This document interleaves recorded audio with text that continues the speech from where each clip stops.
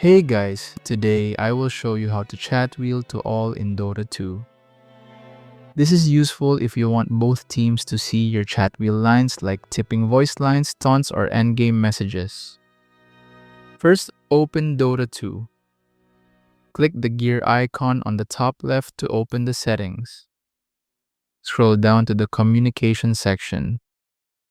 Make sure your chat wheel is bound to a key. You'll know if a line can be used in all chat if there is a word all in brackets in front of the message.